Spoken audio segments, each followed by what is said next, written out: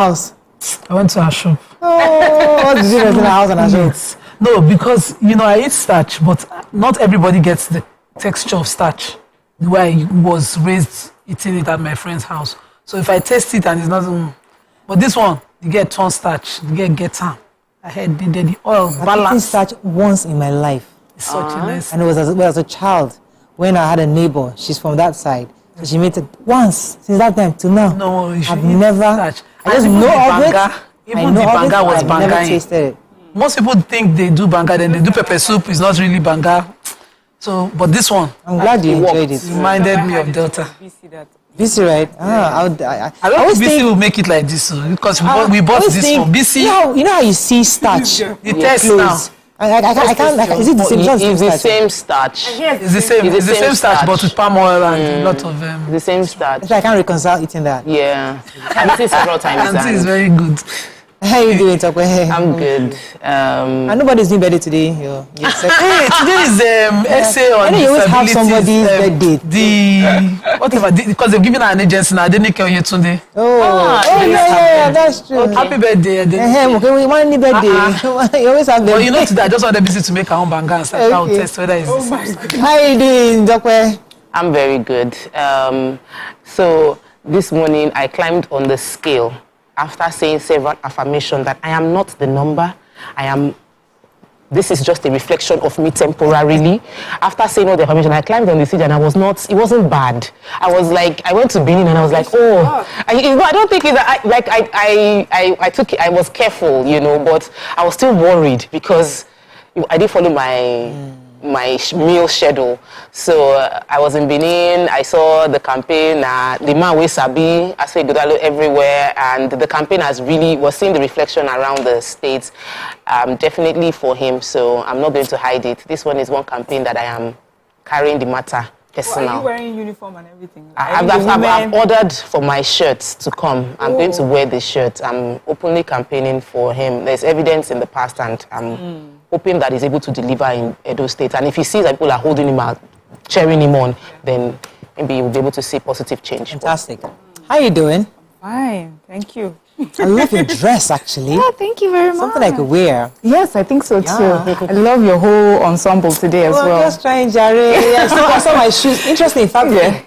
Yes, we know. You've abandoned them for a while. But I just found this outfit perfect. I mean, I've not been able to wear these shoes in like years, like 2 or 3 years. I just got you fit today. I'm wearing it today, so I'm really happy for the shoes. How are you doing? Anything happening? I'm doing fine. So tomorrow I have a book reading, and after I have an event at the NCF, so that's what I will talk about it more after the event. So tomorrow I'll be busy. Yes. What's up? I was supposed to do What's up?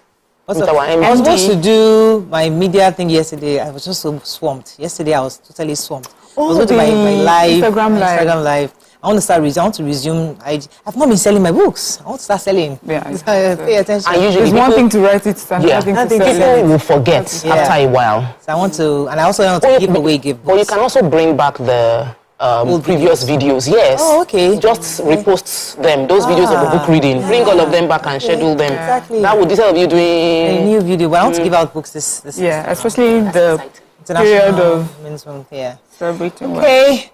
Let's go on a short break now. When we come back, we'll look at the front pages of the paper. Stay with us. We'll be right back.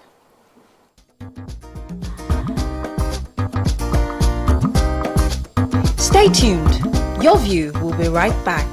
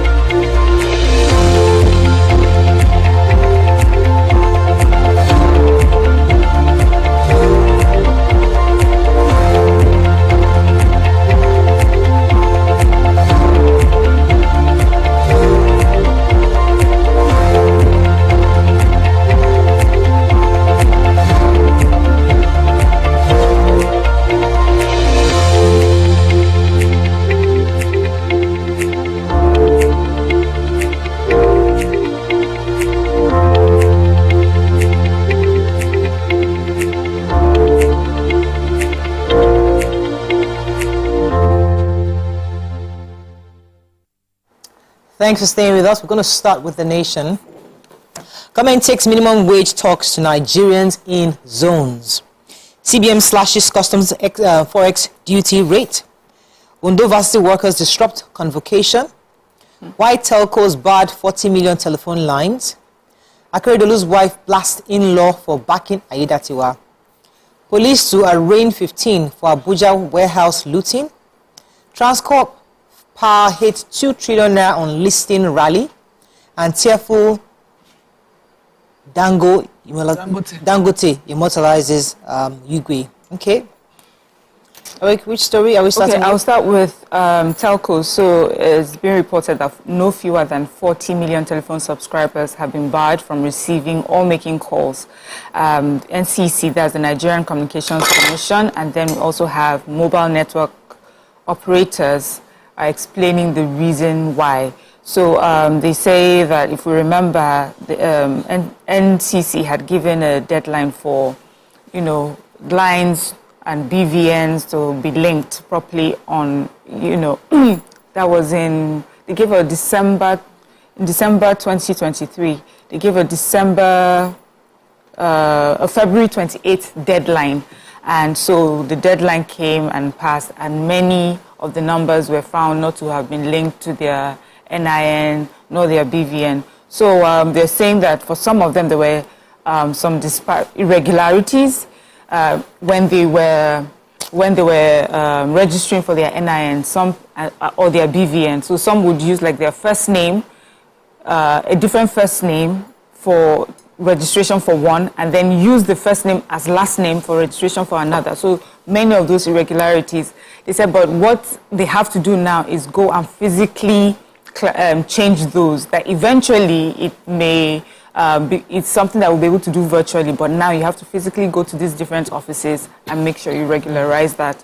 And so, but 40 million Nigerians, were they all irregularities? There's some that were, just on the part of the banks as well, and the mobile operators themselves. Like 40 million is just such a huge number. I'm sure who's second numbers, third numbers. Because I have a third number too that was probably. But you can link it. But I didn't want to anymore. I dashed them. It's fine. Let me take the major headlines. So, ongoing talks on the new national minimum wage will take a break from the boardroom to the states and regions. So what the federal government is doing is they're taking away that conversation from Abuja to all the various zones. According to the report here, 6 cities across the geopolitical zones will host discussions to enable Nigerians from all walks of life to contribute to the proposal. So they're going to be in Yola, Northeast, Kano, Northwest, Abuja, Central, Uyo, South, Enugu, Southeast, and Lagos, Southwest. So the Minister of Finance said yesterday that the essence of the meeting is to gather diverse perspectives and recommendations. They also said that in Southwest, the meeting is supposed to be chaired by the Minister of Finance, Wale Edun, and others who are expected to be there are labor union, business leaders, government officials, even the Minister of, I think there's another minister to be there, of State of Labor and Employment, in Kiruka, Onye Georgia would also be there. And there'll be representatives from TUC, NLC, private companies, medium enterprises, manufacturers association. I think it's a good idea to expand the conversation. So some are proposing 200,000. Remember, the time Labour was proposing 1 million naira or something like that. But either way, the debates between what is the living wage, what is the minimum wage, and that. So hopefully with this conversation, things can yes, I have the Ondo State story. So the widow of the former, the late governor of Ondo State, I think she's very bitter. This is very sensitive for me to take, but she took to Facebook. Yes, I said it like I said it. She took to Facebook to address the niece to her husband, who was former deputy chief protocol to the late governor, who had a picture of her with a face cap written on it, "I am lucky," showing support for the present governor and his ambition to become governor full-time, for his own full term. And she says, "Behold the face of Aketi's niece, Funke Akeredolu, the former deputy chief protocol to Aketi, shamelessly parades as I am lucky." bloody serpent. Time will tell if she's truly lucky. That's a hot topic. Very hot. I think it's a hot topic. Let's slow it down. It might be a hot I think so. So, but When I saw it, I was like, this is mourning. Yeah. She's in grief. Yeah. And she should separate it all. Okay. I guess people They're different levels, but let me take another story. Yeah, so I've taken the CBN. I've been following up on the import duty story. I think last week, 2 weeks ago, it was raised to 1,600 plus. That's 1,630 as the pegged rate for import duties. But the CBN reviewed it downwards, said that because there's been a relative stability in the foreign exchange, and so it's now pegged at 1,544 naira to $1, which represents a 5.3% decrease. As at Friday, it was 1,600. Today is 1,544.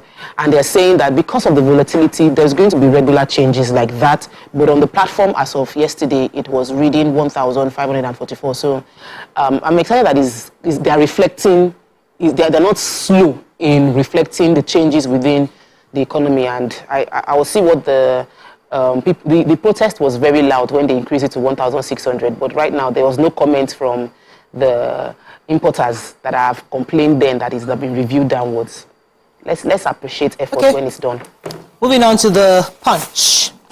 OPS warns of shutdown as hoodlums loot more trucks. I think that's organized private sector. Banks involved in 70% of financial crime, says EFCC. Ooh, that's a lot. NSCDC to Mpolo men raise Ondo oil thieves hideout. SIM and NIN, NCC defense blocking of phone lines. Lawyer slams 10 billion naira suit. Africa Development Bank plans $2.7 billion budget agri loans for Nigeria. Dangote names refinery road after Wigwe. And approach Zimbabwe for solution to inflation, Obasanjo tells federal government. All right. Yes, I have banks involved in 70% of financial crimes. The EFCC chairman says at the annual retreat and general meeting of Association of Chief Audit Executives of Banks in Nigeria. So this is a retreat that they have annually. The EFCC chairman was there, and he pointed out that the banking sector was increasingly becoming a cesspool of fraudulent activities. And this has been raising considerable challenges and concerns to the Commission. He explained it in two ways. He says this fraud that happens, he talked about the outsider-related one and the insider-related ones. So he said that the outside-related ones include maybe hacking, ATM fraud, conspiracy, among others. And then the insider-related ones, he said that comprised of outright selling of customers' deposits, authorizing loan facilities, forgery, and several other kinds of unhealthy criminal practices. Then he says, then there's what happens where you now have the inside and the outside merging. That's a collaboration of criminals inside and outside. He says, and that is such a, it's a disgrace that we have that right now in our banking sector. And so he was calling the body ACAEBIN to do everything that they can, to do their part, which is make sure that they do proper reconciliation of accounts every month in accordance with the accounting requirements. And then the chairman of the body also said that, the retreat is a time for self-reflection. They understand the responsibility upon them, and they're going to do everything to make sure that, they sanitize the banking sector. Okay, let's go on a short break now. When we come back, we continue with our reviews. Stay with us. We'll be right back.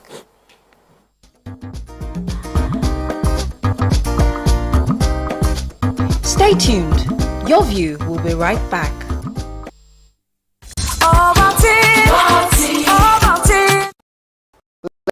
Ladies and gentlemen, Made Kuti in the view. It's still 7 of 7, and we've been doing a whole lot of protesting. The only thing that remains is just to carry placard. It's about 5 of 7, to be honest. Because, ask your question. I have so much to speak about once we finish. We'll not give you the time.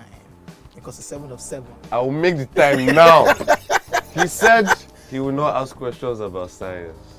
No. About neuroplasticity. And based on... He asked a question that was subjective about high life. And he did not finalize his answer about a Kuti question where there are only 3 of us. Editor, scratch this part out. That could have possibly composed the music. Editor, scratch this part out. Stupidity is an act of ignorance. Hey God, my day. Was composed by which Kuti? Femi Kuti.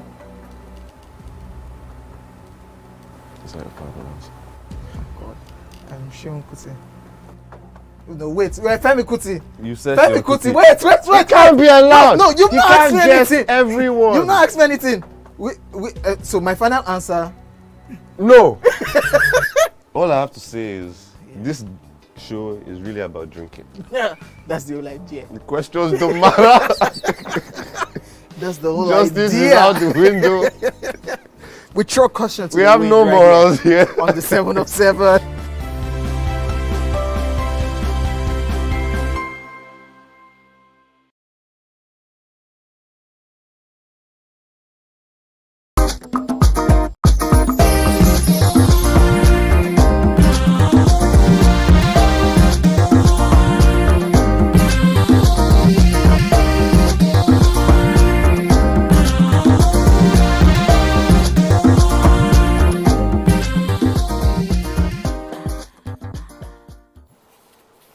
Thanks for staying with us. We're going to move on now to the punch. We're still on punch. Yes, we're still in. Go ahead. Yes, I have the major headline. So, organized private sector across board, small, medium scale businesses, Manufacturers Association of Nigeria, across board are all, decrying this situation of attacks on warehouses and trucks of goods traveling across the country. So they are saying that this is, going to result in businesses shutting down.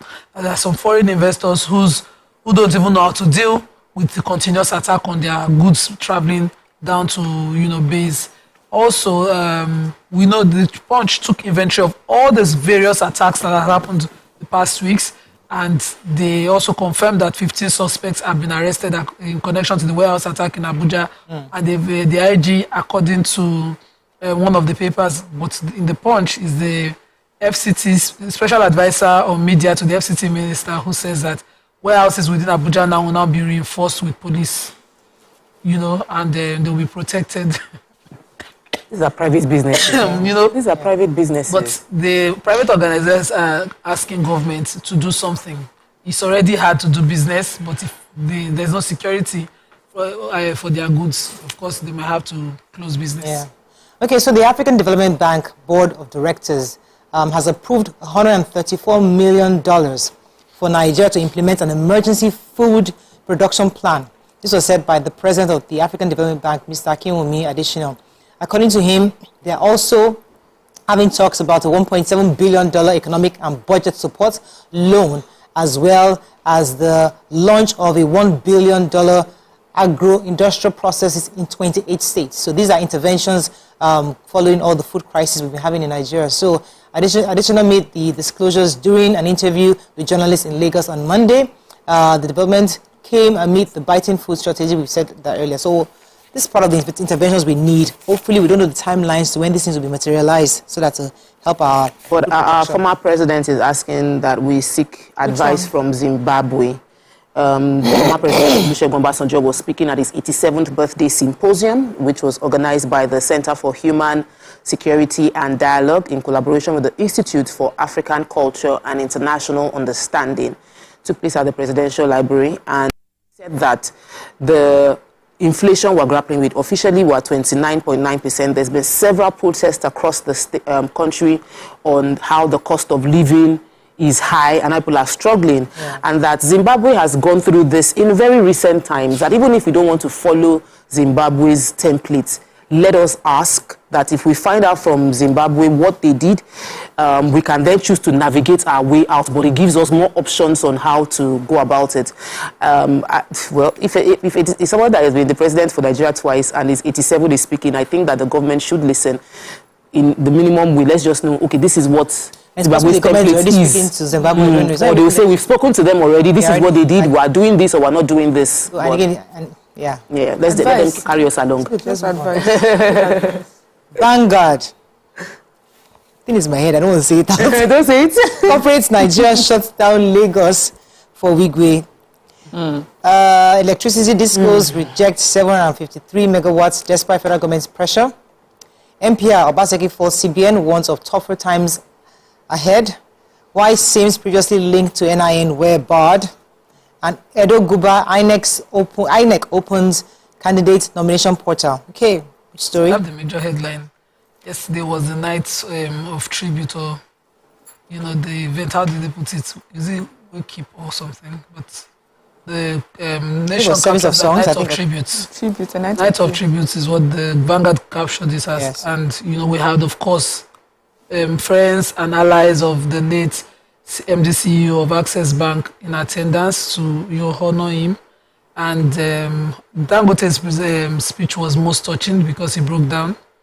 It was teary when he described how loyal and supportive Wigwe was. He called him a mentee. He called him a friend, a supporter. He said he's been so instrumental to his own family and his business, and he cherishes the warm friendship that they shared. And he also disclosed that he will name the road linking to the refinery after him. In attendance also was the African Development Bank president, additional, and the Minister for Finance, governors of Lagos and Ogun, and they all had some laudable things to say about the late MDC. Really sad. May he so rest in peace. I think also the other person that died too, he had his own service of songs almost around. Yes, he did that. That was last week. Yeah, that was last week. Really painful. Okay, so another story in Vanguard. Yeah, the story of our energy. The discos have rejected 753 megawatts. And the reason for that is, they said, despite the fact that the government has begged them to take up all the power available, they only took 3,265 out of the over 4,000 that was available, despite pressure from the federal government, so that they can improve supply. The distribution, they now listed each of the distribution companies and what each of them took and what was left over. And they said there's been a marginal improvement in power. Obviously, in the past few weeks, it was really bad. Our production was very low. But last week, this week, every day, there's been constant over 4,000 megawatts. They said 20 power grids were up and running. And 20 power grids were up and running. What do you wear? But it's obvious the reason the discos are not collecting is because they don't want to owe the money. So they will only take what they are sure consumers are going to pay for, or consumers, the rate with which they are sure would be used. So I think that there needs to be more conversation between them. The federal government says that Nigerians are denied good life, that they're denied a good quality of life. That's from the Minister of Power, Adebayo Adelabu, who spoke on the fact that there was excess power that was not taken up, but that were denying Nigerians good quality of life. And obviously, many people are suffering on a huge scale because they can't store their food, there's no power, the weather is hot, and it's just horrible situation. Anything else on Vanguard? Should we move on? Yeah. Okay. The Nigerian Tribune. Obaseki warns of tougher times ahead. Average retail price for refilling 5 kg cooking gas hits over 5,000 naira, says NBS. Ukraine's grain donation to Nigeria disheartening, says Obi. Oyo health workers begin 7-day strike. All theft, Navy nabs Ghanaian vessel, 13 crew members. Akeredolu's wife knees at loggerheads over support for Aiyedatiwa. PDP Ondo stakeholders brainstorm over Guba poll. Looting FCTA to establish police posts in warehouses.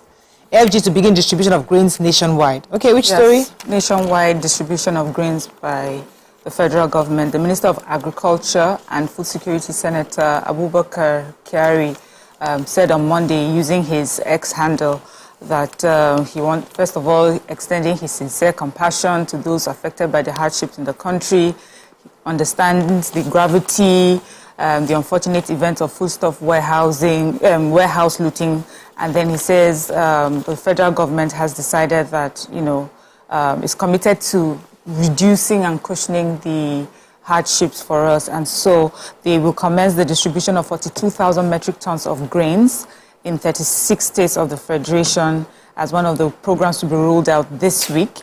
They'll be working with NEMA and DSS to ensure that the grains get to the right people in right packages and quantities. Then 58,500 metric tons of milled rice from mega rice millers will also be released into the market for stabilization. And it's just to show government's commitment to, helping cushion the effect of the hardship Nigerians are going through right now. Okay, any other story in Tribune? Yes, I have the story about the Oyo State health workers are down in tools. They begin a 7-day strike.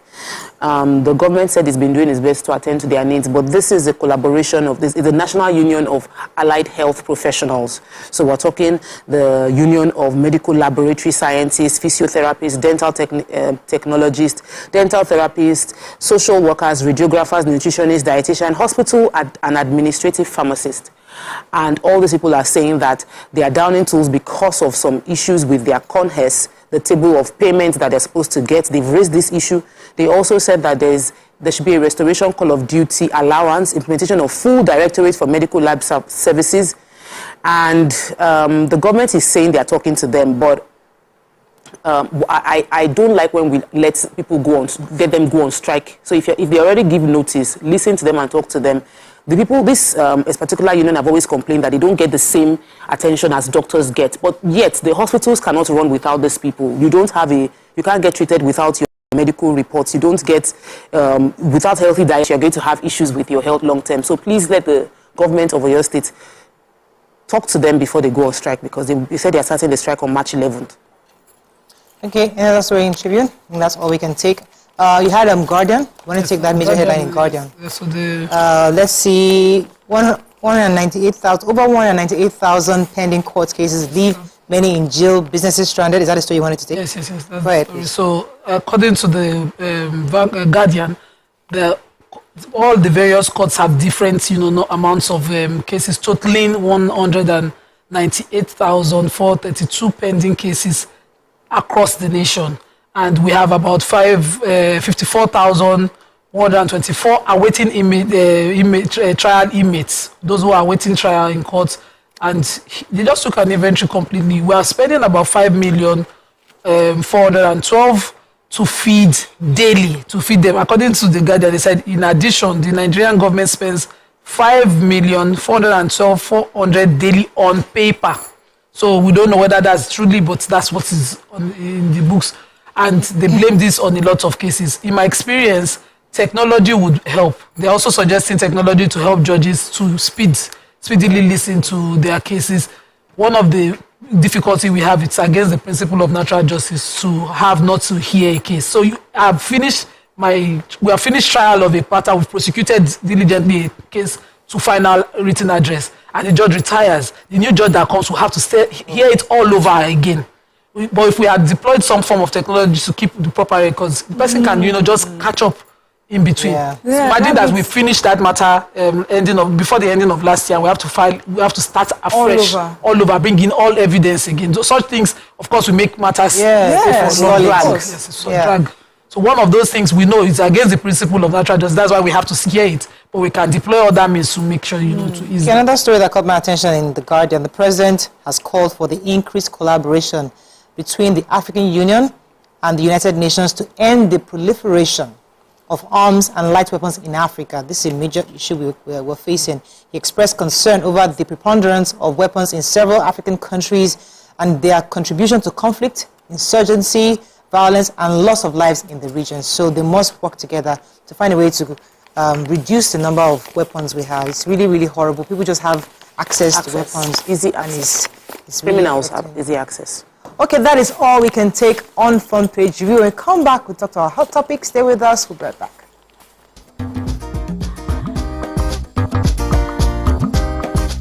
Stay tuned. Your View will be right back. Hey, Nana! Again? That's so easy, Welcome, my friend. Kids! Stop it, Haba! Children. I know, right? Why'd you do it? Your husband and Hello guys, now this is not a magic trick, but I'm about to show you the best breakfast show on television. Ready? 3, 2, 1, go. This is Wake Up Nigeria.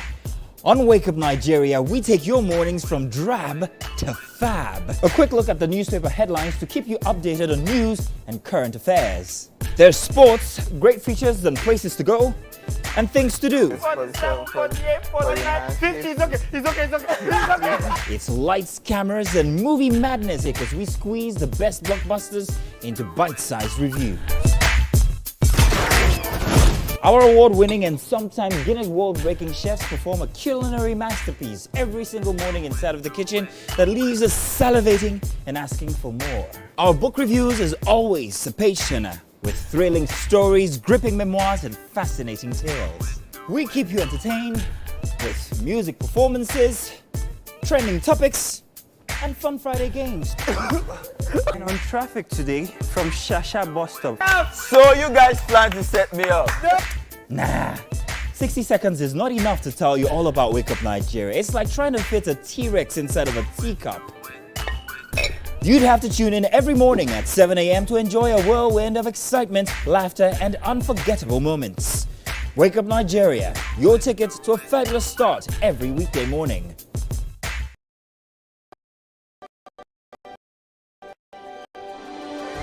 Leading independent broadcast company has been officially designated as a great place to work. Over the past few years, we have transformed our workplace into one which is respectful, caring, rewarding, and provides great benefits to all our 500 employees. We thank our team for giving us the chance to show that partnership between employer and employee really works.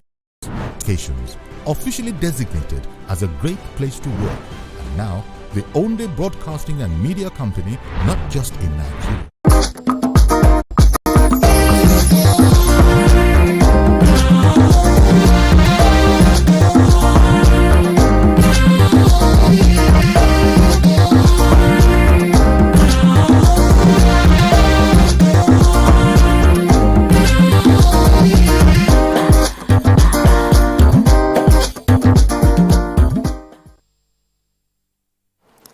Thanks for staying with us. So our hot topic today is about the fact that some news went viral. The wife of the late governor of Ondo State, Rotimi Akeredolu's wife, Mrs. Betty Akeredolu, and the late governor's niece, Funke Akeredolu Aruna, on Monday traded words, especially as regards her support for the current governor.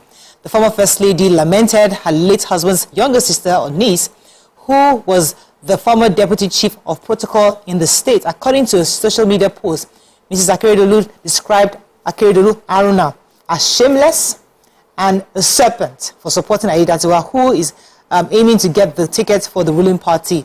According to the post she put out, she said, "Behold the face of Aketi's niece, Funke Akeredolu Aruna, the former deputy chief protocol to Aketi, shamelessly parades herself as I am lucky, bloody serpent." Of course, Mrs. Akeredolu Aruna also responded, says that the attack on her was political, was on her personality, as it was needless and purely political, alleging that it was designed to smear her image because she was close to the incumbent governor, Aiyedatiwa. So that's the conversation. I mean, we've all been on social media and seen how this kind of panned out in the last 24 hours or 48 hours. And some people saying that this is a woman who is mourning, so we should understand the emotions. Others are saying that it was unnecessary, her outburst. What are your thoughts on this? Because these are things that happens within families. I mean, especially when somebody passes on, or the person that holds the whole family together passes on, then you start seeing different emotions coming from different angles. What are your general thoughts on this? You can call us on 081 0764 1679 090241 63440. You can also tweet to us at TVC Connect using the hashtag Your View on TVC. You can stream live on YouTube at TVC Entertainment _. Follow our Instagram handle, the Ladies of Your View, and TVC _. All right, so ladies of your view, who wants to? Let me let you.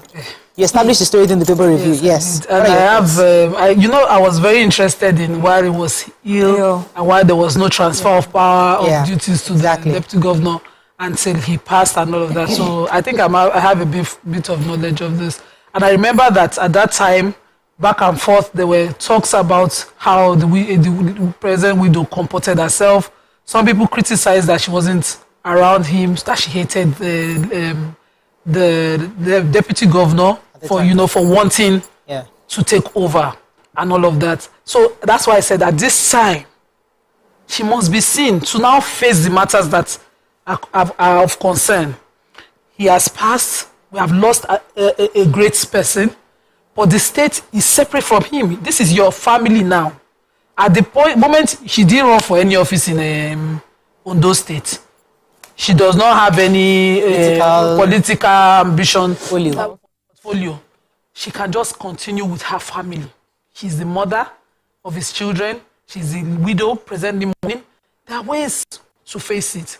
And I understand grief. In grief, you can be very bitter. In fact, my father's younger sister had a birthday a week after my father passed. We didn't know, because I didn't even know what her birthday was. But my cousins now put up a picture of their mom sitting with the cake and they were all singing happy birthday to you. I was like, excuse me. You people have the audacity. My father is not even dry to shop cake and sing happy birthday to. What nonsense. That was, if you see the way, I had to, at that moment, learn to shut up because I would have said destructive things. Yeah. But the way I reacted, I didn't even wish. When my auntie now called about 2 days after I gave you, because she was always checking up, I just didn't pick her call. You can be in that space. If you've lost someone, you know this person is not coming back. This is your own love of your life. You need to separate and let people live. Yeah. So I had to just learn to keep quiet. It's not a good place and time to talk. Yeah. You know, so I understand that she's grieving, but can she just grieve the loved one and leave the state? Politics. Okay, let me come to you, Mariam. What are your thoughts on this? Yes, for me too, I think it's about understanding. It's about grieving, I get that. And, you know, she's going through a really tough time right now. And because he was also governor, there were stories of maybe somebody tried to sabotage it. You know, all sorts of things will be told to her. His detractors, his supporters, everybody will come with one story or the other. You know how it can be now when you're in a particular position.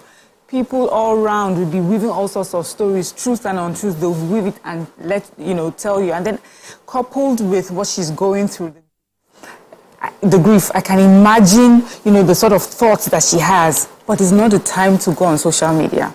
It's also, if it's not social media, it's not the time to just say exactly how you feel.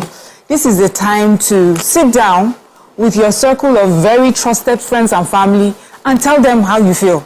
They are the ones that are going to keep your secret, if you understand what I mean. They will understand where it's coming from. They will understand the hurt or the bitterness. They will also understand that it doesn't really mean anything. But they'll keep it and kill it there, because what has happened now is that this thing has taken up a life of its own. Now the niece is responding. People are going to be telling the niece other things as well. And it has, if they already had like a shaky relationship, if there was no strong relationship or bond between them, this can go a long way in destroying it forever. All right. Toko, let me come to you in this issue of loyalty. And I'd like to paint the picture based on what I read in the article. So this is a niece that used to serve under her uncle, right? Mm-hmm. Now, she knew the deputy governor as her uncle's deputy governor, and they were both like her uncles. They were really close. So they were like family until the cabal issue happened, where politics, people now had issues, interests changed.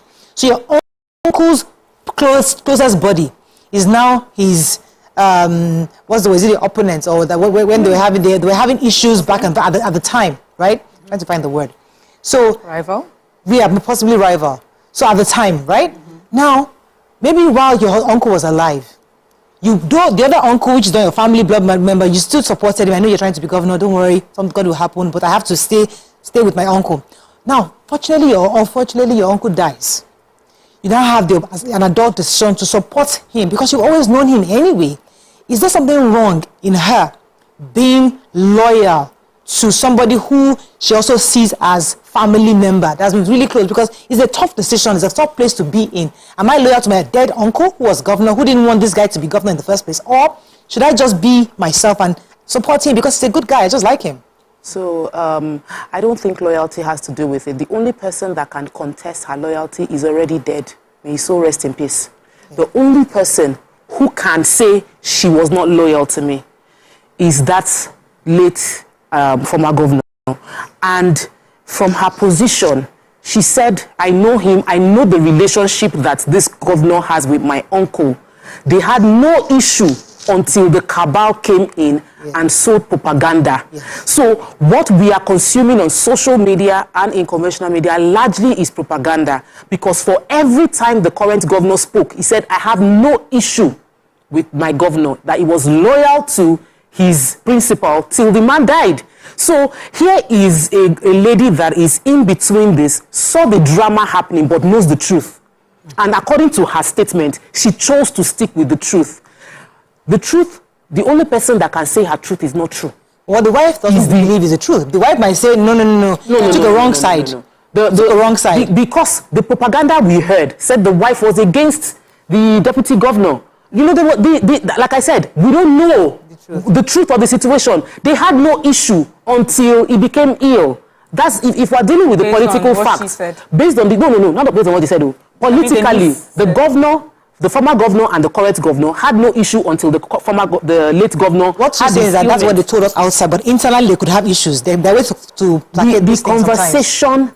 Like that's why I started by saying that the only person that can say that you have been disloyal to me is him. He's the person who's passed on. And I feel that as an adult, she's entitled to where she will stand, especially in the midst of politics. We know what politics can do. Politics divide family. They will put a father against his son. They will go and meet the son and tell the son, I will give you a position so that your father will not get what he wants. You know, there are different drama that happens when it comes to politics. So to thyself be true. When it comes to politics, it is in your own heart that you know. When you take one side, I said I'm openly taking a side in Edo State election. That's because I choose to be open about my conversation. Somebody can come and tell me now that you don't have a right to do anything. What's your business? You are a wife. Politics can be covered in plenty selfish interests.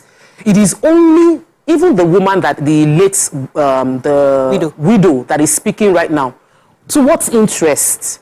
You know, you ask like, to what interest? Why? Like, what are you trying to? This post you did on Facebook now to achieve what? Because according to the niece, she's saying you want to paint me black. To what interest? So when we think about the intention behind everything that is being done, you would realize that the truth is already obvious to everybody. There was a consistent lie being pushed out, and we shouldn't go back into a case of somebody that has passed on, but there was a constant lie being pushed out that he was okay, he's coming back, all of that story to keep somebody else back. So there was a lot of things that shouldn't have happened that happened within that Ondo State drama. So if today they have now sworn in somebody else after your husband's passing, that's the will of the people.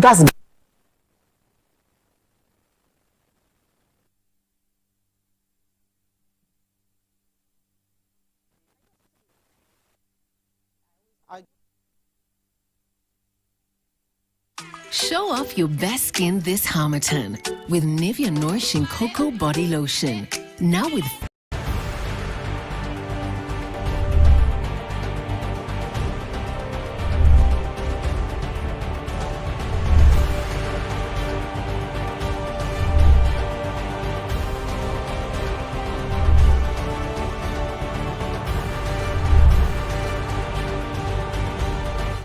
for a while. For 10 weeks, that 10 weeks, I had to come to a point where my mother has to go for her to let her go and rest. But the pain is too much. So there's grieving and there's grieving. So are you sure that this is a grieving? No. Or this is just somebody who is bitter from? There's just, when somebody has passed and their loved ones are not acting proper, they are grieving, and we cannot assume the level of love. We cannot even tell. There's no way to answer how they should cry. That's the matter. But at this time, Betty Akeredolu has always been a Facebook person. She has a very active Facebook page for ranting, expressing her thoughts, write anything. This is the time when I expect the people around her, knowing how she's always done, to close that page. Thank you. And allow her.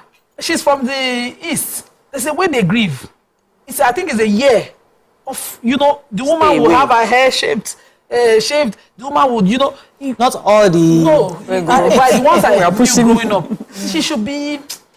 And reminiscing the times with this person and praying for the repose of his soul. Stay away from anything toxic at this time. You see, one thing that grief has taught me is that everything takes care of itself with time. Yeah. Whether this Aruna lady is betrayed, serpent or whatever, it is with time. It is not with the speeches that you make. But you see, the problem is that just as you are talking now, the talk, everything you've written will not go. It's on record. And it's with time, we will know where. Everybody will have something to refer to. For her right now, what will earn my respect is for her to just stay away and face her family. Because she's not the only one grieving. We don't know the level of love. We don't know the ages of the children. Yeah. Some of them will be too much. A friend was telling me recently that her uncle is ill. The first time he had an illness is in his 80s. The first time he had an illness, one child of all his children left wherever she was and came to stay with him. The moment this one started again, she has come back again. This one child, the children will be grieving in their different levels. Some will be able to face life again. Some will not be able to. Yeah. Her business now is to rally that immediate family, that one that she has control of, and make sure everybody is fine. We have to wrap up on this because we have 3 guests. I know you wanted to say something. Yes, I just wanted to say that also we need to look at the peculiarity of this particular situation. See, people in political families, they hear so much. So you have someone that's instigating all sorts of emotions and the sort of speech that you hear. So also, if we say that this is someone that's always been on Facebook or social media, why do we think that there's someone that can stop her right now? This is now, feels now even more justified to speak her mind. It's even therapeutic. It will be even therapeutic for her. It will be really hard to, to tie her down. Are you going to tie her down? Are you going to lock up her social media? So the thing is right now, I just advise her to stay off social media for now, grieve in privacy, and eventually, things will come out. Even during the tributes, I heard that some of the things she wrote also started eliciting. Yeah, so there are different ways of looking at these things. So it's possible. I know there's also women where now that it's time for you to express your true what has been hurting you. Then there's some mothers that have been suppressed. There's some women who have been suppressed, who have been bullied in their marriages. And when the man passes on, they see an opportunity to express the hurt they've been feeling for years. So that could be something pressure. If you have a sister, go to your sister's house and express it. Pressure would only reveal content.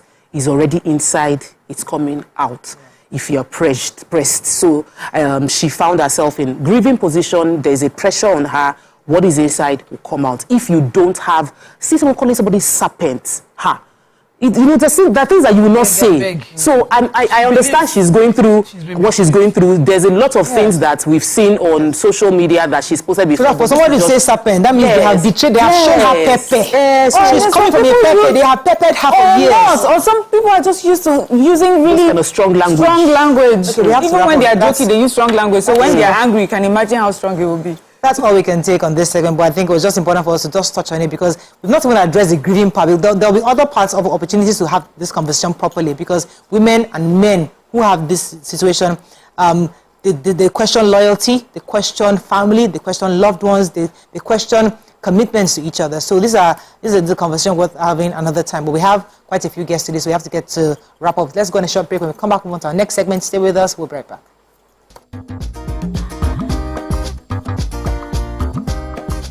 Stay tuned. Your View will be right back.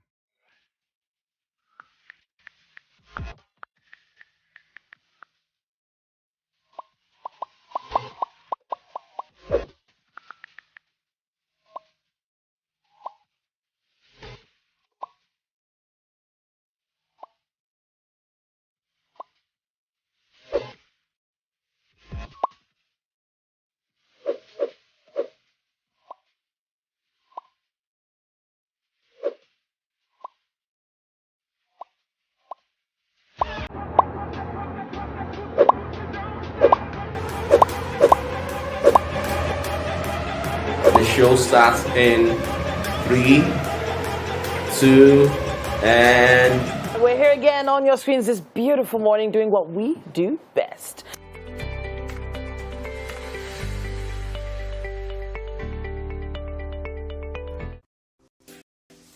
Welcome to Pure Entertainment. What would you like to order from our menu today? We have the regular. So let me go and look for my jam results. My 20 was 320. I suppose don't be one medical. At this point, I contest my jam results. I want to close the show. I can go. I can. That's all we can take. Ejeki, close the show. Give for that. Ladies and gentlemen, number one, Unavailable by Davido featuring Musa Keys. We also have today's chef special.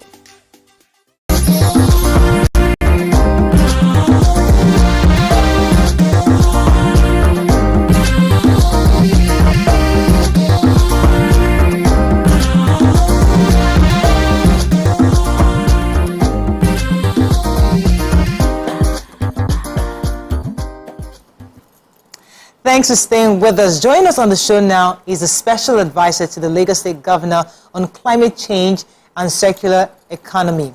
Lagos State Ministry of Economic Planning and Budget, Mrs. Titi Oshodi. She'll be discussing how to reduce the threats of climate change in Lagos State. Welcome to the show. Very Good much. to have you. Thank you, ladies. Thank you. So, you know, we Nigerians, when we hear climate change, we're thinking, what is all this? This planting flower. Remember, Fashion last time was planting flower over the place. No, it's not planting flower. But why is Lagos State? What's Lagos State doing concerning climate change? Good. I like the fact that you started with that acronym. That what is climate change, and just helping us to contextualize the idea of climate change in itself. And what do we mean by climate change? It's a change in our climate, isn't it? It's just the effects of the weather, the effect of the various seasons as they are supposed to play out, and the fact that they have become, there's a distortion in the playing out of the seasons and the times. In various climes, there are different indicators that show what climate change impact and the impact is. In our climb, we have flooding, we have heat waves, we have, thunderstorms, and these are things that are very prevalent, especially within the very vulnerable communities. We have a high level of informal settlement in Lagos. About 65% of our residents within our 21 million population are in informal settlements. And so they are regarded and classified as vulnerable communities. So I would like this very simplified. You just referred to the heat wave. And when it happened, we did not call it, we say our sin don't plenty. So I would like you to really simplify, how our lifestyle and, how we contribute to what we experienced last month before that heavy rain that we were all praying for, and what we can do to change those things. Okay. So if you're saying climate change and you're talking to the lady who is a hairdresser, who washes people's hair, or you're talking to the vulcanizer who is repairing and fixing tires, they may not necessarily understand it. Even for middle class, some of us still think of climate change as an issue that the government, they should handle by themselves. However, if we want to hold on to the tangible aspect of it, what we're saying is that every day we generate waste, from our cosmetics to our plastics, the water that we drink, to the car that we drive, the tires. So for the vulcanizer, he doesn't understand that the tire that he works with is a potential source of resource for him. But the use of it, the burning of it, right, emits the potent carbon that affects the hemisphere.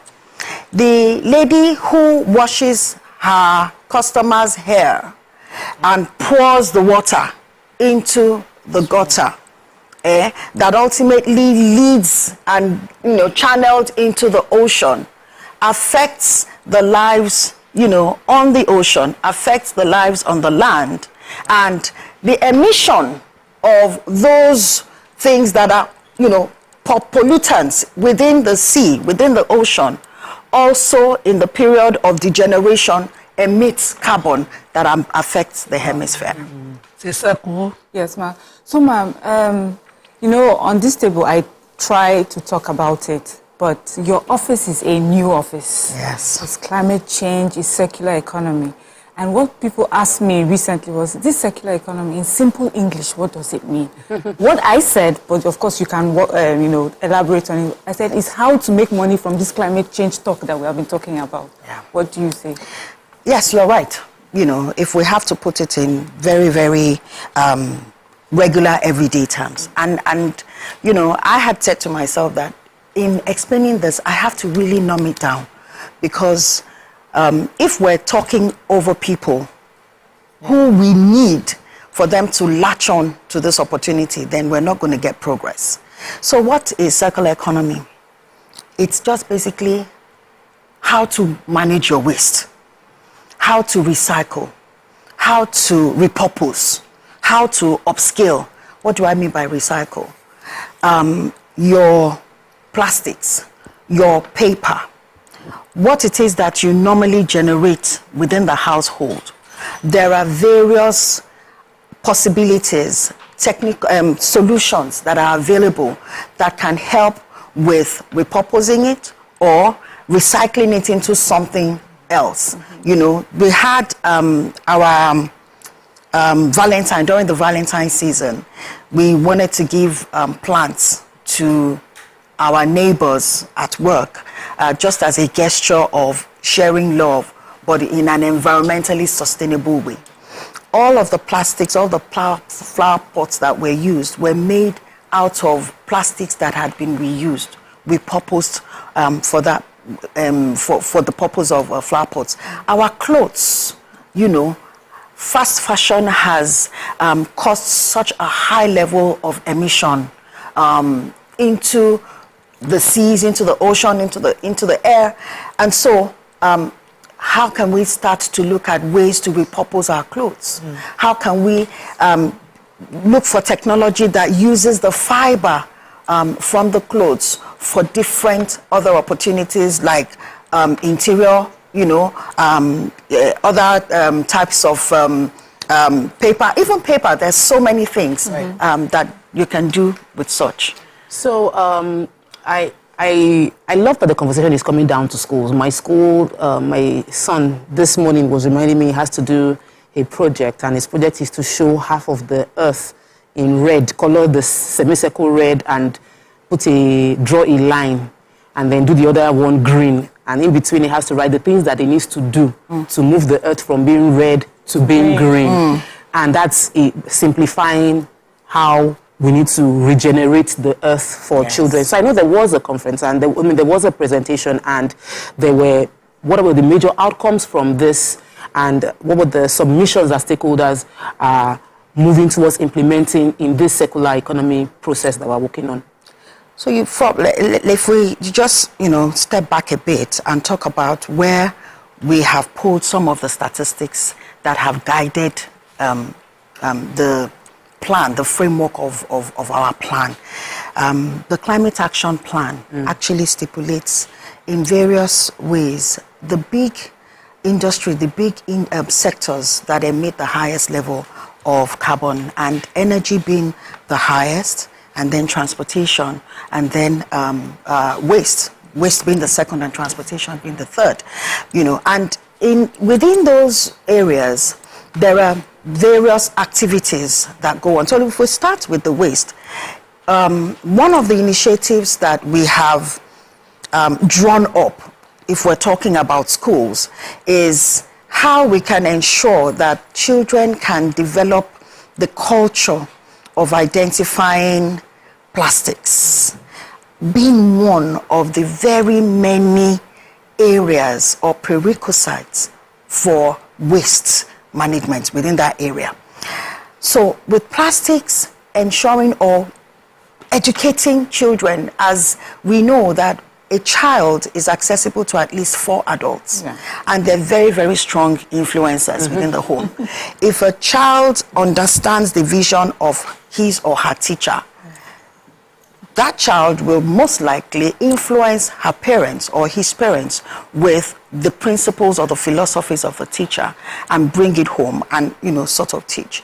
So now understanding that from our research, from the numbers that we have built, knowing that if we're able to incorporate that climate-friendly action or that behavioral attitude towards these recyclable items, and these children can go home, they can also take it a notch further by telling their parents the inherent wealth possibilities that are in those items. And these are things that we have built up in terms of curriculum.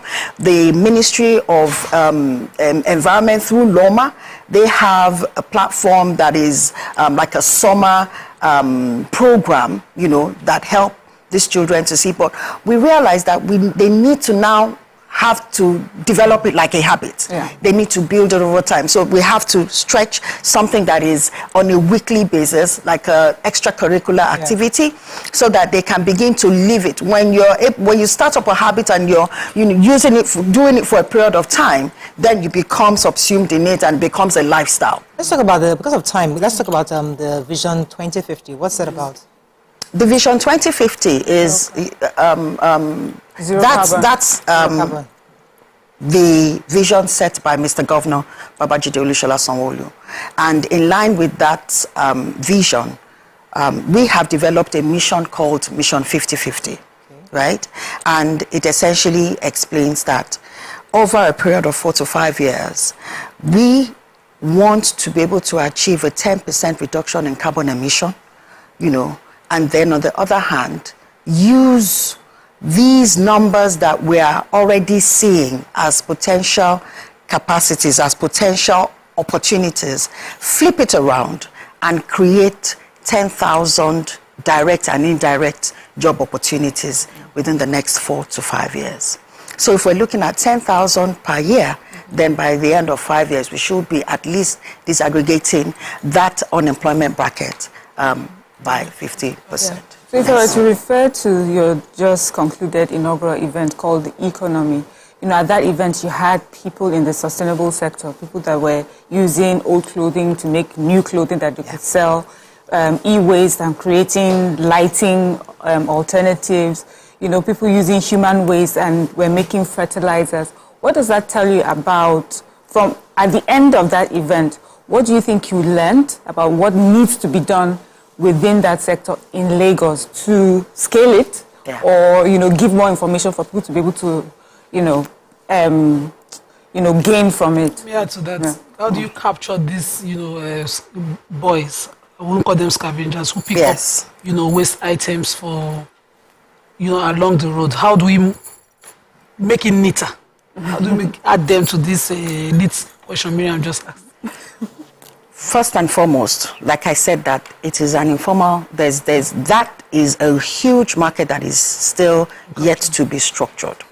Even though, to an extent, the barriers are low and there are people who are operating in that space, there's a need for the private sector to be involved.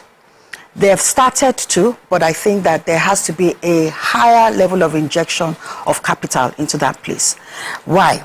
These businesses, the MSMEs that are doing what they're doing, the upscale, those who upscale clothing, those who are, repurposing tires, there's a huge market that is opening up in that space for sustainably environmental materials.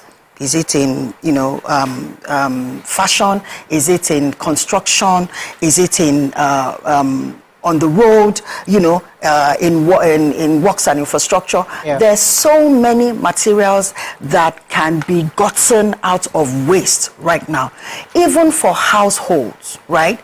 If you imagine that an average home will generate, you know, on a daily basis in Lagos, for instance, over 13 tons of waste is generated. And most of it come, you know, apart from the industrial one, from households. Now imagine that organic waste, that is, you know, food mixed with different sort of, you know, organic waste that is generated at home can actually be fabricated, can be worked into a fabrication to decompose to emit clean gas, clean they call it biogas, you know, which is gotten as a produce from a biodigester, right? Not only are you able to save costs for gas, you know, but you're also contributing to that low carbon vision that we're all talking about. So for the scavengers, right, they will continue to do what they're doing because they have, you know, they work with the PSPs to achieve all of that, and they go to the landfill. But also bearing that the landfill is also getting to full capacity, about 60% of capacity right now, and we're only utilizing 8% of it. So there's room, a lot of room for recycling, for repurposing. Unfortunately, we have to wrap up with you, but I mean, thank you so much. We had to just bring you on here just to give us an update on what your office is doing to support climate change. But we wish you the best, and we'll continue to check up on you once in a while. Thank you. Thank you very much. That's all we can take on this segment. When we come back, move on to our next segment. Stay with us. We'll be right back.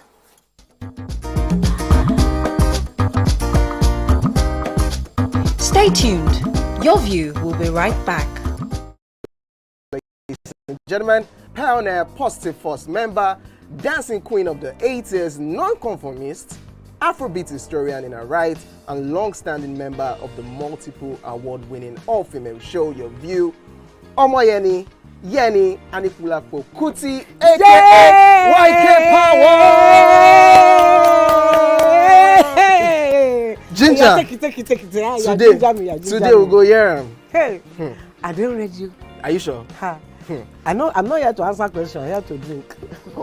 We're in trouble today. Wait till your age. I was close now. I said 1975. He said 73. He said 75. Fellas wasn't even born till 75. So will I drink half? You go drink. Take. Make I help you. Russian. No be half. Which half? You will make me drink. I'll give you a hint. Lights in no.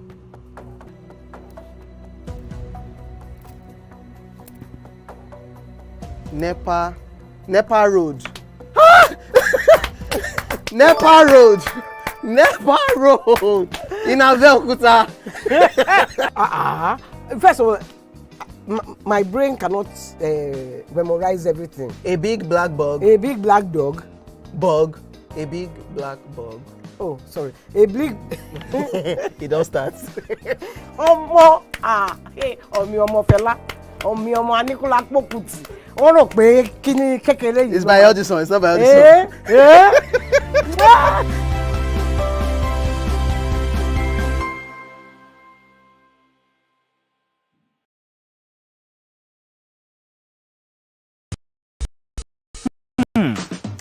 Have you ever wondered what happens behind the curtains of a man's mind? Or perhaps you're one of those who wonder what men talk about when they gather. Well, here goes. Imagine what it takes to put together the perfect cocktail. Or maybe mocktail. We need a bit of sports, a sprinkling of current affairs, some very deep topical issues, and last but not the least, a healthy dose of grumbling of those we love to hate. And yes, you guessed it, women.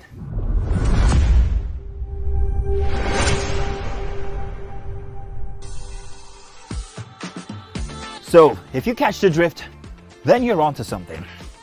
We will provide you with the right insight into most of your curiosities right here within this beautiful cocktail we call the Black Table.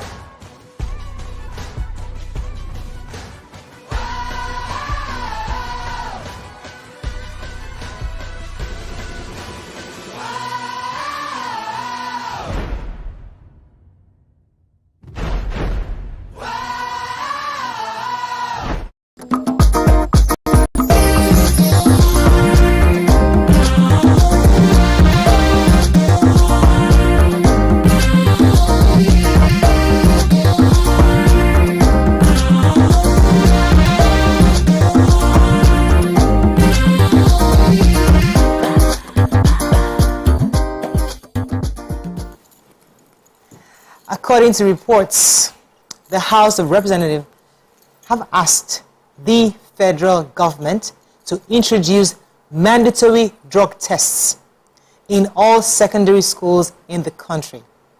The bill was sponsored by none other, Honorable Olanrewaju Osun, who says substance abuse among young people is fast becoming a global public health concern and gradually leading to health complications, including disorders and drug dependence and death.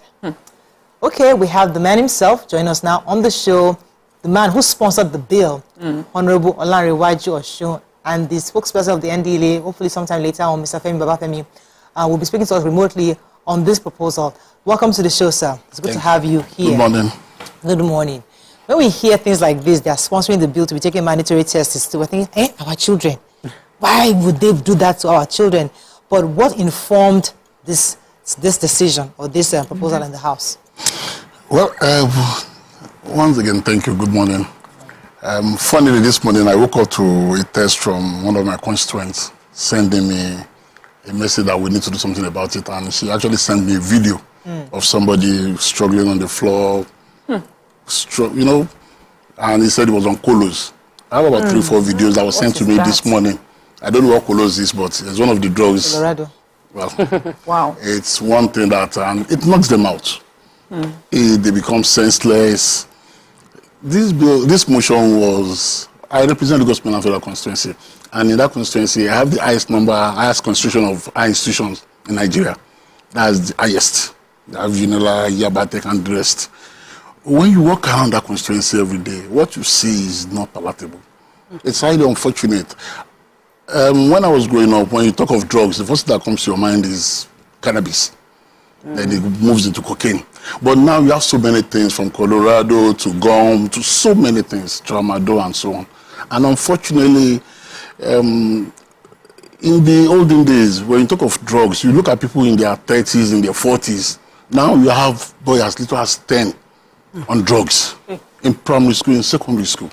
Some years back, when my son was going to secondary school and I was scouting for school, there's a secondary school in Lagos that I was told not to touch with a bad pole because the court in that school is worse than the court in universities.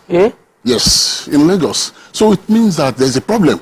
And until we resolve that problem, because everybody keeps talking about the economy, about our leadership, but we are not looking at the foundation. And we need to go back to that foundation, because either we like it or not, if you have a 12-year-old who is on drugs, he will come out of secondary school, going to university, and he's going to be the leader of tomorrow. Honorable sir, go ahead. Yes. So what would this do in curbing this problem? What would this bill do? Well, the first thing we want to do is to identify who is on drugs and help you. People think it's predictive. It's not. It's to help you. So if, for example, you know that you're going to be randomly tested or you're going to be mandatorily tested in school, there's every tendency you might not do it. But even if you decide to do it, if you decide to go on drugs, we'll identify it at early stage and help. The cost of this test. I took this story last week and I was like, share the money for test learning or the money to, help. What exactly So when because I say the cost long term. So we test the children at a particular cost. We then have to be forced to because we can't just review the situation and then leave it like that. So we have to deal with it. Them. So there's also another cost for that as well. So which cost should we carry first? I don't think the cost should be important to us.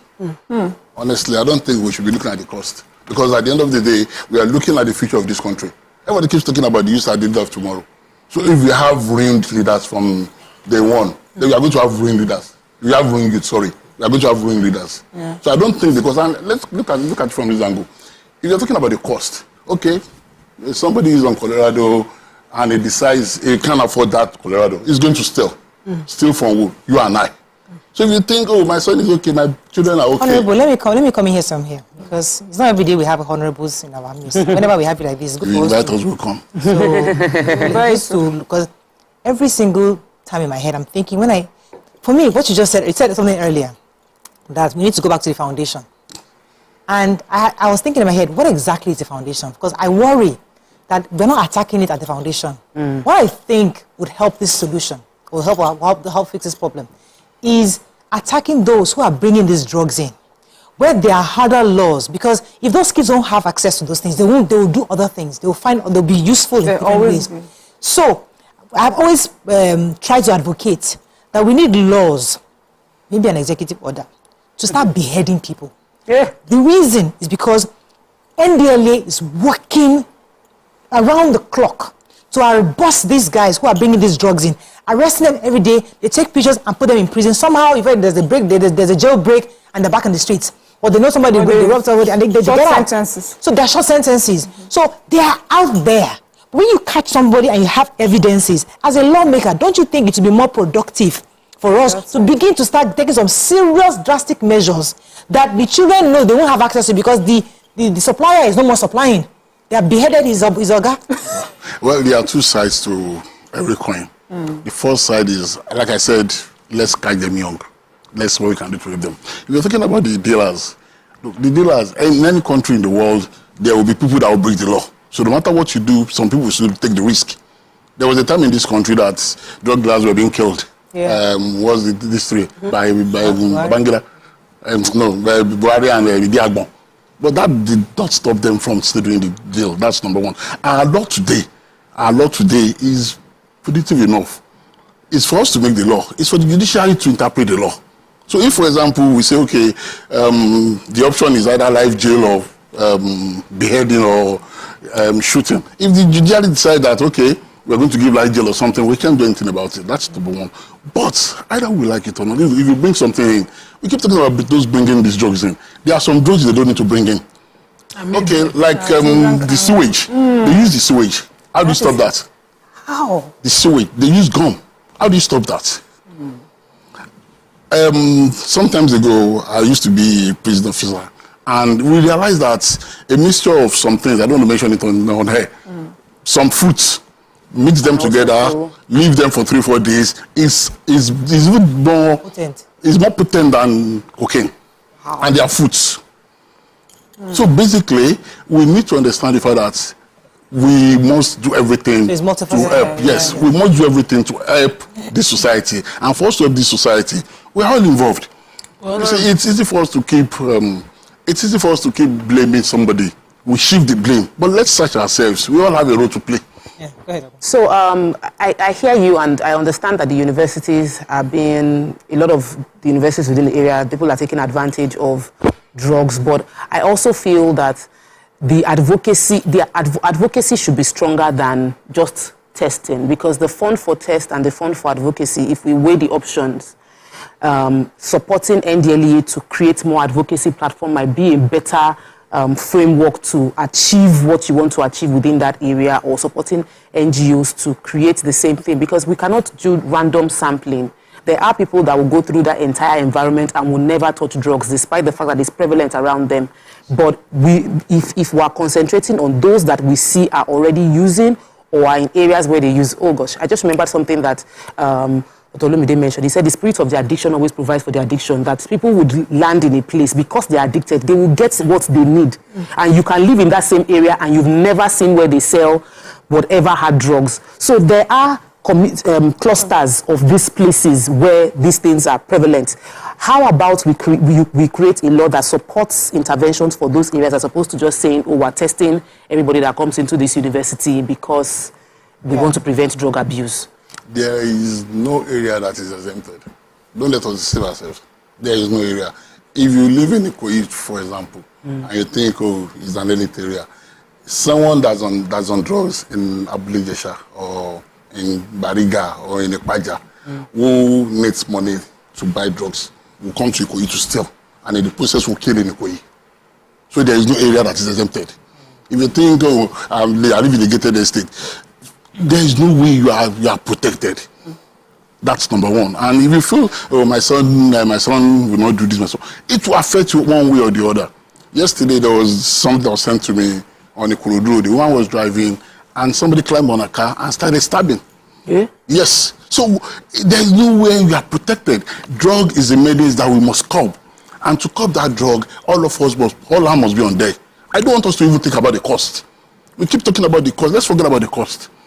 This is our future. The future of Nigeria is these youths you are talking about. And these youths, are we saying there's a cost to their well-being? I don't think so. I don't even think that the cost is really about, I think it's more about sustainability than how much it costs. That's one. And second, let me tell you what I feel a little bit uncomfortable with this bill. I like the idea, but for me, it seems like it's just a point to a user bill. So I've pointed him out. Then what? Is there something I'm missing? Maybe there's more to it that shows how it will take you from pointing this person out to rehabilitation, to finding down through the value chain who the kingpin is. That, that's what I would like to. How robust is this beyond pointing them out? It's in the motion. In the first place, we are looking at helping the person. In the second place, we are looking at helping the society. In the third place, we are looking at even stopping those that, if you are thinking about it. The advocacy, it's something, like you said, the House Committee on Information must start that advocacy. We've asked the ministry to start the advocacy, the Ministry of Education, Ministry of Health, NDLA, start the advocacy. So start talking to Nigerians, start bringing out videos showing the effects of if you take drugs, what will be the effect. Okay. When I was young, they would tell you just touching drugs, you will not mad. Or my friends would tell my sisters, if you allow a man to just hold you, you will get pregnant. There was that fear. So we need to bring that back. And parents, you see, if, for example, when I was young, in my father's house, you can never smoke, you can never drink. But if as a parent, you stay with a 10, 12-year-old, you are smoking, you are drinking, and you think there's nothing wrong with it, students don't themselves, our children don't listen to what we say. They listen to what we do. They watch what we do and they want to replicate it outside. So for them, if my father can do it, my brother can do it, why can't I do it? It's not what you say. So you can tell them, oh, don't smoke. It's very bad. But they see you smoking. They see you smoking in the house. They will do it. So, Dr. Oshodi, she's a psychologist, was here on the show once, and she said a child who takes mistakenly takes alcohol before they are 20 would most likely use drug. And she gave a percentage, I don't know, 60-40 of those children who do that. So just because you mentioned the parents now, some parents say, I don't do drugs, but I just take alcohol, and they leave the remnant at the bottom of the bottle for the child to take the bottle away. The child tests it. And we are at risk. Advocacy is beyond just testing. It is, taking the entire chain and putting it in their faces. Billboards, TV stations, and all of that. I think, does this bill also capture that extent of our advocacy, or just focusing on testing secondary school students? Well, in the first place, what we're talking about today is not even a bill. It's a motion. That's number one. Number two, it's a motion empowering Ministry of Health, Federal Ministry of Health, Federal Ministry of Education, Information, to start talking to our students. Okay. That's the first one. Number two is to try and identify who has that problem. Okay. Number three is to try and help those who has those problems. Okay. Number four is to make sure that if you are caught with this, if, for example, a student is caught on drugs or taking drugs, we want you to take us to where you bought it from, who sold it to you, who gave it to you. And in the process, look at the chain of supply. And in the course of the chain of supply, we need to know who the kingpin is, who is the drug dealer, who is the baron. Yeah. Not even just somebody selling on the street. Because in most cases, you have these scapegoats on the street that they just give it to go and sell. They are not the baron. They don't have anything. Yeah. But the person behind you, the person giving it to you, is it the person importing it or it too? So we want to go towards that line and make sure that we eliminate even your source of supply. All right. Okay. Let me take Clement. We call the holding from Shango Tedo. Shangota. Good morning. Good morning, Mrs. Clemens. Go ahead, please. Sangwata. Hello. You're live. Good morning. Go ahead. Good morning. Good morning. Good morning. You're live. Go ahead. I can hear you. Oh, okay. Thank you very much. I support what you said. Hello, I support what you said concerning beheading, killing, or doing anything. But your guest is trying to dodge that area. I believe if a drastic measure is taken concerning a drug peddlers and whatever, like it happened during former President Buhari and Idiagbon, I think it curtailed it. People became afraid. So let there be a very drastic action. Like, that's my contribution, please. Thank you, Mrs. Clement. And he has responded that there are multi levels of fixing this problem. It doesn't. One way is not always the right way, but we can always look at different. We're not at the level of Malaysia. Malaysia, they were very. They had to go very drastic because they were dealing with. It was like an epidemic. It was happening everywhere. We are at that level, Abi. Yeah, so we need to consider something. Yes, I think some of us are in a bubble that we don't know what is going on or how bad it is. But there were, I remember Auntie Annie has spoken about these things a few times. Like this, the agencies, the police, they know where these people are. So is that do we have a system to rehabilitate? Because it's not just about carrying them out. It's not about just arresting them or seizing the supply. These people are dealing. It's no longer like a crime. Their actions will result in a crime, but in itself they are addicted.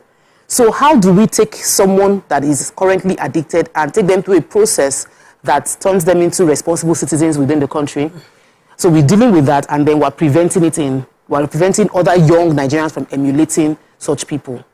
Well, that was why I said it's an holistic process. We are not just trying to identify the users. What can we do to help? That is very important, because there's no point in identifying, you take drugs and let you go home. There must be a process of helping you. Okay, is it through the hospital? Is it through the psychiatric hospital? Because we have so many people now who we think are normal, but who are not normal. So there must be a process. But you see, on the issue of police, I don't want to generalize, because in as much as we have some bad police, we have some very beautiful police who are doing very well. So I don't want to paint all of them with one brush. Okay. But we know, as a matter of fact, that some of them look at these drug dealers and they are a source of mail to them, because they know where to go there and collect their money. I will give you an example. In my constituency, there's a place, and somebody brought my attention to it one day, and I walked there around 7 o'clock in the evening, and I saw young boys and girls almost naked, who is gone, who doesn't know where she was, guys rolling on the floor. And I had to call the DP of Cyber. Look, listen, this place must be cleared. And I must tell you, in 24 or 30 minutes, the place was cleared. People were arrested. People were arrested, and we went through the whole hog. I don't want to discuss that because they're still working on that. But we have policemen that it can be done. It can be done, definitely. Let me take this call from Hadiza, calling from Jos. Thanks for calling, Hadiza. Thank you. I want to ask you, this testing of students and other things, who is going to school for it? Is it government or is it personal? Can you hear? I didn't get that. Say that again. We didn't get that. Who's going to bear the cost? Is it government that going to sponsor it? Okay, is it government that's going to sponsor it? Okay. Okay, government's going to handle that, not private. No. And someone is also asking how often would this happen? Well, we are looking at two things. One, the mandatory, if you want to get admission into school or at the beginning of every semester or something. Yes. But we want to introduce random. So when you're even coming to school, you're not even sure you can be picked It doesn't have to be every 3 months or every 6 months. If, for example, the Federal Ministry of Education decides that, okay, we are facing social school in Kaduna today, and it's going to be random. Nobody knows they are coming. Even the principal will not know. Even the principal and teachers of that school will not know. They just walk in and say, so they arrest a child that I know. I mean, because those, this is Nigeria. So is that process that is still unclear? Because ideas are great. We love the ideas, but you now arrest Mr. John's friend, like you are Mr. John. Yes. Your friend's son was arrested. Yes. And Mr. John calls, please call the police to get my son out of that place. It's the same process. What's the next step? I will get to the police station. Do they detain you there or do they transfer you? What exactly is the process? If, for example, Mr. John's son is found guilty or is on any substance, the next step is refer Mr. John's son to the hospital. Rehab. Is it rehab? Is hospital, it just... I don't have space. Look, this one, like I said, is going to be a special case. It's not a case of I have malaria and go to lawsuit and there's no bed.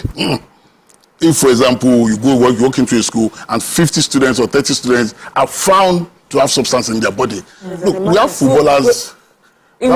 Sorry to cut you, just to add to what you already explained is, what part has NDLEA played so far in this motion, and what part will they be playing as you carry out this? Well, the case of NDLEA, we don't want, in that motion, I've not included NDLEA in that motion. Okay. And my reason being that we have Ministry of Education, we have Ministry of Health, we have Ministry of Information. Those are the three bodies we want to work together. Information to keep talking to Nigerians, to keep talking to parents, to keep enlightening them that, look, if you see this sign, these are the signs. If your son is doing this, if your daughter is doing this, so let them start telling us. So most of us don't even know what signs to look out for. You have your daughter that walks in and sat down somewhere, not talking to anybody, and you think, oh, maybe she's tired. No, investigate why she's tired. I have a caller. Mr. Muyiwa, I believe. Thanks for calling. Yeah, good morning. Good morning. Good morning to you all. Good morning, Nima. Good morning to every one of you. Good morning. I want to make a remark in respect of my former colleague, Honorable Oshun. I want to make a remark in respect of what he's saying. To me, problem is like a plant that root. We need to tackle it from the roots in order to address it fundamentally. However, that's because of it.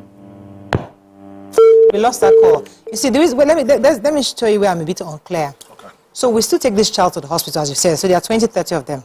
And they get to the hospital, they see them, they flush it out. Maybe they're there for 2-3 weeks where they undergo rehab. Then they're back into school and the same factors still remain. The supplier is still there providing. It's still the same friends, peer pressures are there. People say, still use this thing. And then they reuse it again. The cycle continues because we have not dealt with the root cause of the problem. Either the dealers bringing it into the schools, the suppliers, there's still a bigger problem. So it's one thing to say, I'm testing you, taking to the hospital, which you have done. But the long term, how to make it sustainable, which is what she said earlier, is still unclear to us. That was what I said. If somebody is found guilty, we want to know where you got it from. That's number one. So by knowing, okay, somebody at the gate sold it to me, okay, then the school knows that we need to man the gate. Well, if that guy at the gate is arrested, who gave it to you? There's a process. We will get to the end of it. We will get to the end of who actually brought it to that vicinity. That's one process. The other process is, okay, we've taken you to the hospital. We want to not just clean it from your system, but we want to educate you to the level that you know that you don't need to take it again. And in the process, you become somebody that's going to speak to other students, that's going to enlighten, that's going to talk to other students on why you think it should not be done. I like this bill to some extent. So we have people who, when they are driving or they are in a particular place, are suspected to be, drug users. And there's no quick test that, So is there going to be like a test kit that, will be immediately carried around to test maybe the drink or the whatever? Fertilizers, but that's for alcohol. You see, this is the first motion. 2-3 other motions I'm working on. Okay. Even the car parks. When you walk into a car park today, you want to travel, you see all these monster-started drinks and everything, all these drugs goes on there. And we don't care. We just walk into the bus, sit down there, even knowing fully well that this guy that's going to take me from Lagos to Ijebu, but the guy is taking alcohol right in my presence. We need all these. We want to start working on, so that we want a process whereby when you walk into a car park and you think there's something funny, there's a number you can call. There's somebody you can call. Okay. We need to clear this system, and if we don't clear the system now, it's a time bomb. Right, let me take this call. Explode. Adekule from Ikorodu, thanks for calling. Thank you. Good morning. Good morning. We're live. Yeah. I think the Nigerian as we speak today, in respect of whoever they must have tested and confirmed their drug baron or whatever, I do not take it in the form of I will take them to the hospital. Like what you already said, how many deaths do we have to pick up for all these people? One.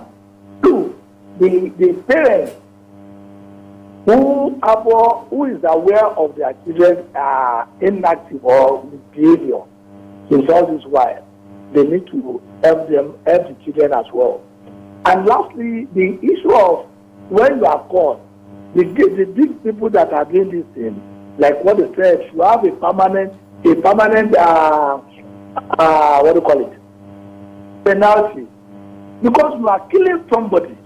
These two are killing somebody for them to make a living. The way Malaysia, Indonesia are doing, I think if we start from there, it may not be everybody, but if it comes to a time when everybody will see it that way, I think it's better for us. And Thank you very much. Thank you very much, Adekule. Yeah. So, sir, I think I understand now exactly what this motion is about. It's because drug use and abuse is such a massive problem. We're digging deep.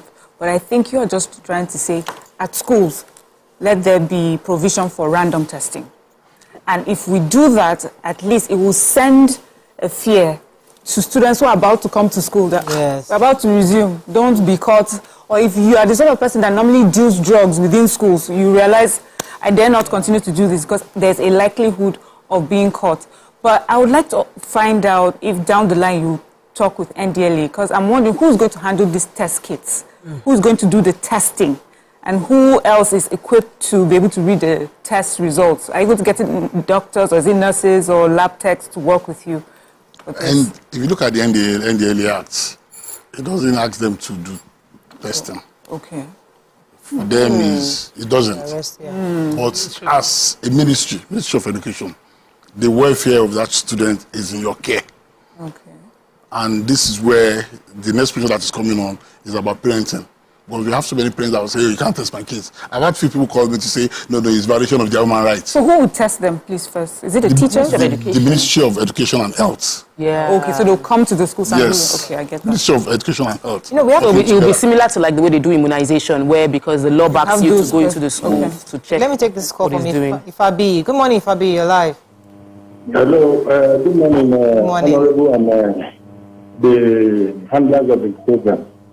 Please, my question is, the NAFDAC Director General came to National Assembly.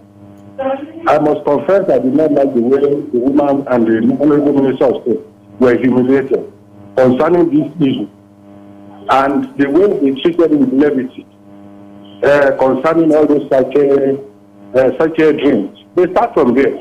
And by the time your attitude determines your attitude in life, the attitude will prevail. It's also questionable. Please, let us address all these issues so that we can get through the big problem. I didn't get that. So he was talking about the, mopping up of sachet alcohol drinks. The NAFDAC was spearheading the enforcement, and they were at an event where they were addressing, and the Minister for State herself, as well as the DG of NAFDAC, were addressing it, and they were embarrassed by the people. Man, and there's Manufacturers Association of Nigeria, and some, I think it's CUC, have been against it, saying to push people out of business. Jobs, but they took the fight to the production, and so they are being attacked for. All right, let me go to because I know that you are here. As I said, we don't always have honorables. Whenever you come like this, there's an opportunity to ask a few more questions. We are aware that all our House of Representatives were giving some sums of money, 100 million, for palliatives, during this hard season. And we know you've probably, hopefully, in receipt of your own allocation. So far, what are you doing with it, and how are you planning to help? Well, I think we need to correct that impression. No member of the House of Reps was given 100 million. Okay, very good. No member. Thank you. We're giving something. How about anything? We're not giving anything. Okay. What the instruction from the presidency was that palliative will be given to every constituency. Okay. And from the Federal Ministry of Agriculture, contractors were given that contract to go and provide it. Okay. I've done mine. The contractor came to me and said, look, I've been asked to produce social rice. Okay. The contractor did everything, but he did everything. Mine was just to be there for the distribution. Oh, fantastic. So I was not given a penny. I didn't get a penny from anybody. Okay. And I can tell you for free, no member of the House of Reps was given any 100 million. But from the Federal Ministry of Agriculture, contractors were given this contract to go and do it. And everybody keeps talking about 100 million. Let's face it. By the time they remove money for the ministry, the tax and everything, it comes down to about 50, 60 million. Because everybody keeps talking about 100 million. I know what 100 million is. I'm a member of the House, and for me, I know as a matter of fact, I'm saying it on national tele. I wasn't given any 100 million. I was given 100 kobo. That's number one. Number two, the contractor, on the 10th of February, I still have the video and I can send you the pictures. On the 10th of February, if you come to my constituency, I even included my money because the contractor was asked to distribute rice.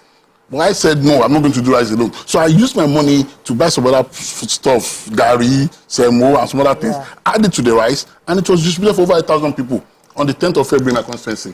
But no member of the House of Reps, as far as I know, was given a penny. Contractors were awarded this contract to go and do it in every constituency. So you are happy with what the contractor did? Unless you're not in the inner circle where they are sharing the money. You know, there's a circle, there's no circle. There's a question on YouTube for you, sir. It says, Mina Tipi, she says, Honorable, drug testing is not the way to clear the system. What about the kids that are not in school? Well, this drug problem is... There's always a process.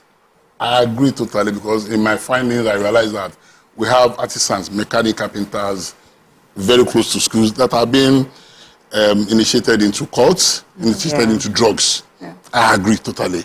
But it's a process. Like I said to you, we're doing this, we're going to the car parks, we're going to do that very soon.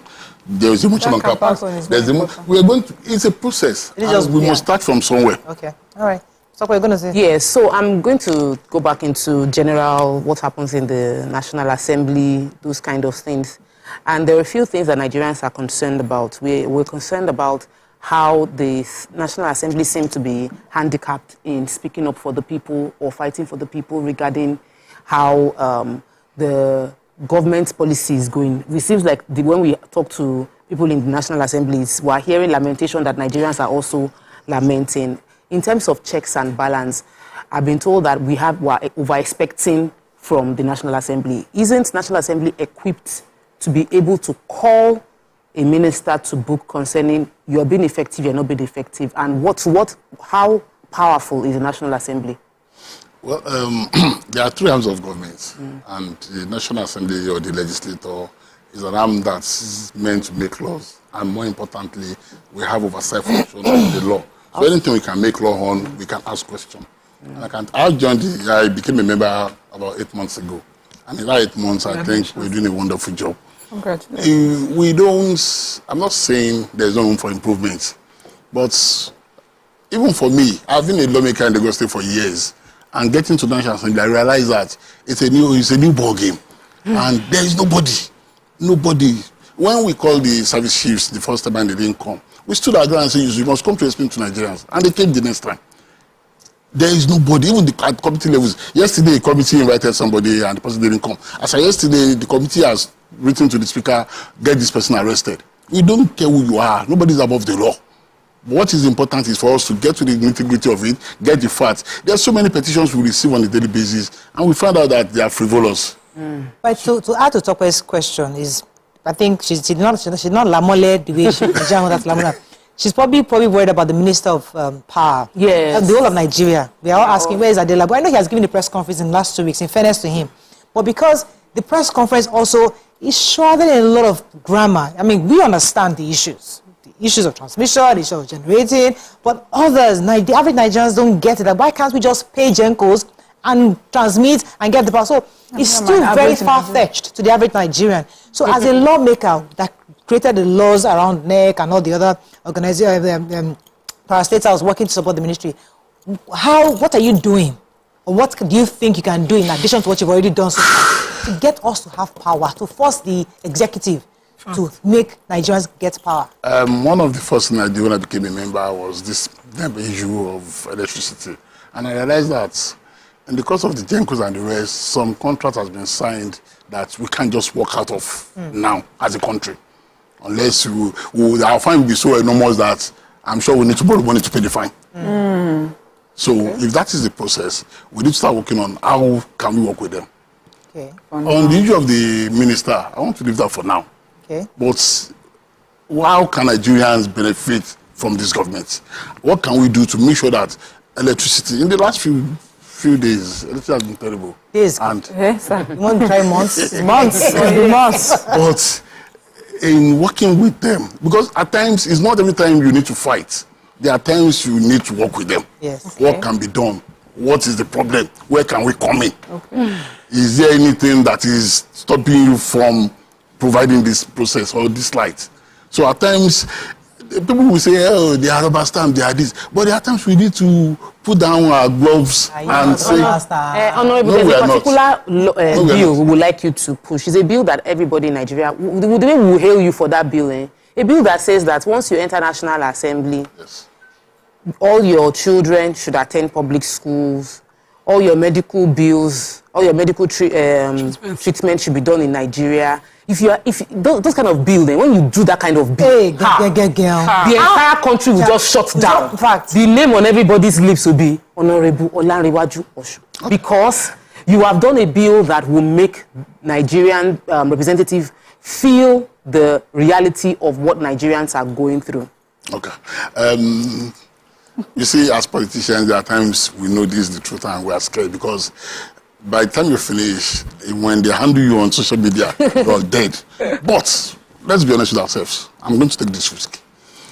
The fact that I'm a politician does not mean that I don't have a family and I don't have a family life. And I'll use myself as an example. When I started my family, I was living abroad. I was living in London. And I started my family in London. I had my kids in London. For me personally, because of my belief in this country, when my kids finished their primary school, I brought them to Nigeria for secondary school. After the secondary school, they went back. Now, you can't tell me that because I'm an honorable member, I must bring them back. I didn't take them out when I became an honorable member. We need to differentiate this. If after being elected, and I'll say, oh, my kids are not good for this country, let's them go to London, it's different. It's different matter. But mine started somewhere. And your medical records are in London, so if you are sick, everything about them is there. No, you talk about you. So if you no, mine is there. Mine is there. You go to I use lawsuit. Okay. Go to lawsuit. You have my record there. I was there 2 weeks ago to go and do my test. Everywhere now. Go to lawsuit. I did my full test. I do my test every year. And the one I did in 2 weeks ago, I was in lawsuit for a whole day. I'm not even going to say I'm an honorable member. I follow the process. Paid what I should pay. Just as our constitution makes it wrong for a person with dual citizenship to run, it can also be extended to those who don't live here. You know why this divided interest is why we're here. It's personal to me. We have this taste, this love for, for everything outside. And we have the alternatives there. And it's not making us focus fully to grow here. It's a menace for as far as I'm concerned. And I would like you to see it from that seriousness. Yes, some of you live there. You will have a video recently of a Nigerian who went to bake his hair and bailed out on the lady without paying. And everybody in the comment section, they say, he has a Yoruba name. Oh my God. Saying, Abego, he's British. He's not here. So this divideness is really what's the about the low cost in saying the cost in the... No, it's not about the cost. You see, I agree with Topai. That if, for example, there was a video that went viral about, I think, Ghanaian Minister for Education that was being questioned. I don't know if you saw it. And they asked, where's your children?